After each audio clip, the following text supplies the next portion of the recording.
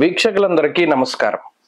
మార్చి నెల 30వ తారీఖున మారబోతూ ఉన్నటువంటి శనేశ్వరుడు ఆయన కుంభరాశి సంచారాన్ని వదిలిపెట్టి పూర్వభాద్ర నక్షత్రము 4వ పాదంలోకి అనగా మీనరాశిలోకి ఆయన యొక్క సంచారాన్ని ప్రారంభం చేయబోతూ ఉన్నారు.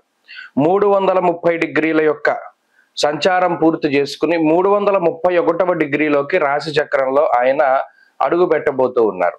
దీని ద్వారా మేషరాశి వారికి కొత్తగా ఏలినాటి శని యొక్క ప్రభావము అనేటువంటిది 7.5 సంవత్సరాల పాటు ప్రారంభమవుతూ ఉన్నది. ఈ తరుణంలో మేషరాశి వారికి శనేశ్వరుడి యొక్క మార్పు ద్వారా కలిగేటువంటి ఫలితాలని ఈ వీడియో ద్వారా క్లుప్తంగా తెలుసుకునేటువంటి ప్రయత్నం చేద్దాం.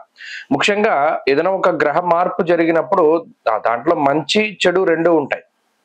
మేషరాశి వారికి ఇప్పటి వరకు లాభస్థాన స్థిత శనేశ్వరుడుగా ఆయన చాలా యోగ్యమైనటువంటి ఫలితాలను గత 2.5 సంవత్సరాలుగా ఇస్తూ ఉన్నారు. అయితే ఇప్పుడు 12వ భావమందు శనేశ్వరుని యొక్క సంచారము 1, 2 రాశుల యందు అంటే మీ జన్మ రాశి లగాయితు లగ్నం ప్రకారం ఇప్పుడు కొంతమంది ఫలితాలు చెప్తూ ఉన్నారు. వారికి ఇది నిజంగా ఒక గొప్ప చెంపపెట్టుగా చెప్పవచ్చును. లగ్నాధారితంగా ఏలినాటి శని వస్తుందా? రాదు. కేవలం రాశి ప్రకారమే వస్తుంది. మరి శని మార్పును లగ్నాలకు ఏ విధంగా చెప్తారు? ప్రజలను భయపెట్టేటువంటి వారు కాబట్టి ఈ విషయాన్ని దృష్టిలో పెట్టుకోవాలి. కేవలం మేష రాశి వారికి మాత్రమే ఏలినాటి శని అన్వయం అవుతూ ఉంటుంది. ఈ రాశ్యాతు 12, 1, 2 స్థానాల్లో శనేశ్వరుడు సంచారం జరుగుతూ ఉన్నప్పుడు ఏ విధమైన ఫలితాలు వస్తాయి? దీన్నే ఏలిన నాటి శని అని అన్నారు. ముఖ్యంగా 3 రకాలైనటువంటి ఫలితాలు ఉంటాయి. 1 వ్యయభావమందు శనేశ్వరుడు ఒక రకమైన ఫలితం, జన్మరాశి యందు ఒక రకమైన ఫలితం, 2వ రాశి యందు అంటే మీ రాశి లగాయితు 2వ రాశి యందు ఒక రకమైనటువంటి ఫలితం. ఇలా 3 విడతల వారీగా ఈ 7.5 సంవత్సరాల తాలూకు ఫలితం అనేటువంటిది వస్తుంది. ఇందులో ప్రత్యేకించి ఏలినాటి శని అంటే భయపడిపోవలసినటువంటి పరిస్థితి ఏమీ లేదు. ముఖ్యంగా మేషరాశి వారికి గనక చూస్తే శనేశ్వరుడు లోహమూర్తిగా సంచారాన్ని ఆయన చేయబోతూ ఉన్నారు. అనగా మారినప్పుడు వచ్చేటువంటి మూర్తిత్వం ఏదైతే ఉంటుందో దాన్ని బట్టి కూడా ఫలితాలు ఉంటాయి. లోహమూర్తిగా ఉన్నప్పుడు కేవలం 25% మాత్రమే అది శుభ ఫలితమైన అశుభ ఫలితమైన కేవలం 25% మాత్రమే ఇస్తారు. దానిలోనూ ఈ 2025 సంవత్సరంలోనే గురుబలం కూడా తగ్గుతూ ఉన్నది. అయితే ఇదే సంవత్సరంలో లాభరాహు యొక్క ఫలితం కూడా వస్తుంది. కాబట్టి ఇందులో రాహు బలంగా ఉన్నప్పుడు అటు ఏలినాటి శని దోషం ఉన్నప్పటికీ కూడా ఆ రాహు కొంత శనిచ్చేటువంటి దోషాన్ని తీసివేస్తారు. శనివత్ రాహు కుజవత్ కేతు అన్నారు. అటు ఏలినాటి శని ఉన్నప్పటికీ కూడా మరి రాహు లాభస్థానంలో ఉండడం వల్ల శనిచ్చేటువంటి దోషాన్ని కొంత ఆయన తీసివేస్తారు. కాబట్టి ఇక్కడ పూర్తిగా భయపడవలసినటువంటి పరిస్థితి లేదు. రాహు బలం ఉంటుంది. ఎప్పటి వరకు? 3 ఏళ్ల వరకు రాహు బలంగా ఉంటారు. లాభస్థానమందు 1.5 సంవత్సరంన్నర, దశమ కేంద్రమందు 1.5 సంవత్సరంన్నర. కాబట్టి ఈ 3 సంవత్సరాల పాటు కూడా ఏలినాటి శని ప్రభావం తక్కువగా ఉంటుంది. ఈ 3 ఏళ్లు దాటిన తర్వాత గురుబలం కూడా పెరుగుతుంది. కాబట్టి ఇటు ఏలినాటి శని వచ్చినప్పటికీ మేషరాశి వారికి మిగతా గ్రహాల తాలూకు అండదండలు ఉండడం ద్వారా అంత భయపడవలసినటువంటి పరిస్థితులు లేవు. కాకపోతే ఏలినాటి శని వస్తూ ఉన్నటువంటి టైంలో 12వ భావంలో ఏ రకమైనటువంటి ఫలితాలు వస్తాయండి అంటే మానహానిర్మనక్లేశం కృష్యర్ భోజన పల్పసహ అన్నారు. అనగా 12వ స్థానము అనగా అది శయ్యాస్థానము, సుఖస్థానము, నిద్రకు సంబంధించినటువంటి స్థానము. సుఖంగా మనం జీవితాన్ని గడిపి చక్కగా కడుపు నిండా తిని పడుకోవడానికి సంబంధించిన స్థానం. శనేశ్వరుడు ఆ భావంలో ఉన్నప్పుడు దానికి సంబంధించినటువంటి కారకత్వాలన్నింటినీ కూడా దెబ్బతీస్తాడు. అందుకనే ఏలినాటి శని ఎంటర్ అవ్వడానికి ముందు మేషరాశి వారిలో చాలా మార్పులు వస్తాయి ఆలోచన పరంగా. ఈ చేస్తున్న ఉద్యోగంలో మనం కొనసాగలేకపోతున్నాం, ఉద్యోగం మానేద్దాం, కొత్త ఉద్యోగం వెతుక్కుందాం, లేదా అసలు ఈ ఉద్యోగమే మానేద్దాం, ఏదైనా వ్యాపారం పెట్టుకుందాం, లేదు మనం ఏదైనా ఇక్కడ ఇన్వెస్ట్మెంట్ చేస్తే మనం ₹1 ఇన్వెస్ట్ చేస్తే ₹30 వస్తుంది, లేదా ₹1000 పెట్టుబడి పెడితే మనకి 30,000 వస్తుంది, 40,000 వస్తుంది, చాలా తక్కువ టైంలో ఎక్కువ ధనాన్ని మనం సంపాదించుకోవచ్చు అనే జోదము, బెట్టింగ్, స్పెక్యులేషన్, ఈజీ మనీ కోసం చేసేటువంటి ఏ రకమైనటువంటి డీలింగ్ అయినా సరే శనేశ్వరుడు చాలా తొందరగా మిమ్మల్ని ఆకర్షింపజేస్తూ ఉంటారు. కాబట్టి ఈజీ మనీ కోసం అసలు వెళ్ళకూడదు.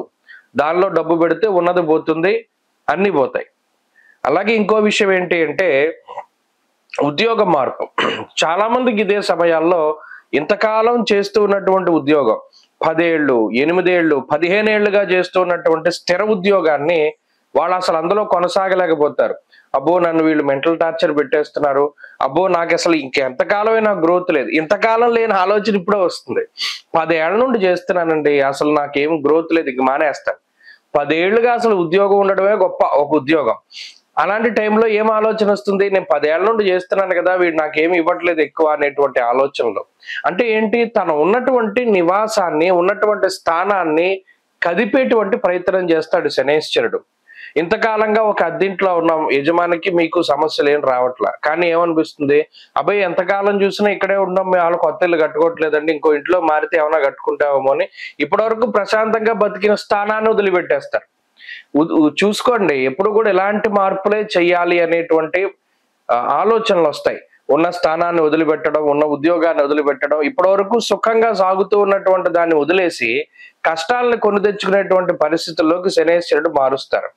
అలాగే ఇప్పటి వరకు చక్కగా వచ్చింది తింటూ ఉన్నటువంటి వాళ్ళు ఏం చేస్తారంటే, ఇంకా మనం భయంకరంగా సంపాదించుకోవాలి అనేటువంటి ఆలోచన కలగజేస్తారు. రిస్క్ చేసేటువంటి విధంగా చేస్తారు.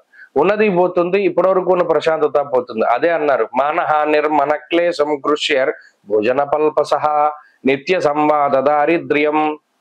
ఉన్నదంతా ఖర్చు పెట్టేటట్టు చేస్తాడు. మనకి కావలసిన దాని మీద కన్నా అనవసరమైన వాటికి డబ్బు ఖర్చు పెట్టేలా చేస్తారు. అలాగే స్థానచలనానికి అవకాశం ఉంటుంది, దేశాంతరవాసానికి అవకాశం ఉంటుంది, ఉద్యోగ మార్పుకి, వ్యాపార మార్పుకి, అనేక రకాల మార్పులకి అవకాశం ఉంటుంది. చదువరులకి ఏకాగ్రత అనేటువంటిది ఉండదు, కాన్సన్ట్రేషన్ ఉండనివ్వడు శనైశ్వరుడు. ఎంతసేపు కూడా గేమింగ్, చాటింగ్, లేకపోతే ఫోన్లు ఆడుకోవడము, లేకపోతే వ్యసనాల బారిన పడుతూ ఉండడం, ఇటువంటి వాటి మీద శనైశ్వరుడు ఎక్కువగా ఆయన ఫోకస్ చేయనిస్తారు. కాబట్టి ఈ ఏలినాటి శని స్టార్ట్ అవుతూ ఉన్నటువంటి టైంలో చేసేటువంటి వృత్తి ఉద్యోగాల్లో మార్పు చేయాలి అనుకునేటువంటి వారు చాలా జాగ్రత్తగా ఉండాలి. అసలు ఇది మనకి అవసరమా? ఇంతకాలం మనం ఇక్కడే ఉన్నాం కదా, కొంచెం ప్రశాంతంగాను, మనకు అక్కడ కొంత పట్టు ఉంది, ఇప్పుడు అది వదిలేస్తే ఇంకో కొత్త చోట మనం నిలబడగలమా అనేటువంటి ఆలోచనలు చేసుకోవాలి. జాతకంలో దశాంతర దశలు బాగుంటే కూడా మనం కొంచెం మూమెంట్ ఉండొచ్చు. అంటే ఏదైనా మంచి దశ నడుస్తూ ఉన్నప్పుడు ఏలినాటి శని ప్రభావం తక్కువగా ఉంటుంది. ప్రత్యేకించి ఏలినాటి శని స్టార్టింగ్ లో ఇవే ఫలితాలను మనం గమనిస్తూ ఉండాలి. ఇవే మార్పులు వస్తూ ఉంటాయి. కాబట్టి నిద్ర పట్టకపోవడం, నిద్ర ఎందుకు పట్టదు? ఆలోచనలు. ఎందుకు ఆలోచనలు వస్తాయి? ఏదో మనకి తలకి మించిన భారాన్ని మనం నెత్తిమీ పెట్టుకోవడం ద్వారా అది చేస్తామా చేయమా అనేటువంటి భయం. అలాంటప్పుడు మనం అటువంటి భారాలను ఎందుకు పెట్టుకోవాలి? ఎంతసేపు కూడా వెళ్ళేటువంటి జీవనాన్ని వెళ్ళనివ్వాలి. ఈ రకమైనటువంటి ధోరణిలో ఉంటే ఏలినాటి శని ప్రభావం, ఇందులోనూ మనకు రాహు యొక్క బలం ఉన్నది మేషరాశి వారికి. కాబట్టి రాహు అండగా ఉంటారు, ఎంత మాయనైనా ఛేదించగలిగేటువంటి శక్తిని ఇస్తారు. కాబట్టి ఈ రకమైనటువంటి దృక్పథాన్ని అలవరుచుకోండి. ఏలినాటి శని వల్ల భయం ఉండదు. ఎంతసేపు కూడా ఏలినాటి శని అంటే ఒకటే పరిహారం, శనివారాలు చాలా నిష్టగా ఉండాలి. శనైశ్వరుడు ఆధిపత్యాన్ని వహించేటువంటి వారం కాబట్టి ఆ రోజున సూర్యోదయానికి మునుపు 1 గంట కాలం శన్యూష కాలం, అప్పుడు నిద్ర లేచి స్నాన సంధ్యావందనాది క్రతువులన్నీ కూడా నిర్వహించుకుని ఈశ్వరుని యొక్క ఆలయానికి వెళ్ళాలి.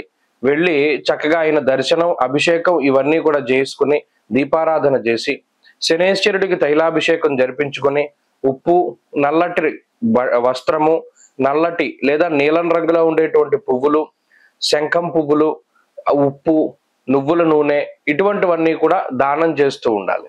అప్పుడు ఏలినాటి శని ఫలితం నుండి బయటపడతారు. ఈ శనివారం నాడు ప్రత్యేకించి చెప్పులు వేసుకోకుండా నడుస్తూ ఉండడం, ఒక గుప్పెడితోటి పంచదార తీసుకుని రావి చెట్టు చుట్టూ నల్లటి చీమలకు ఆహారంగా వేస్తూ ఉండడం ద్వారా కూడా శని ప్రభావం అనేటువంటిది తగ్గుతుంది. స్వస్తి.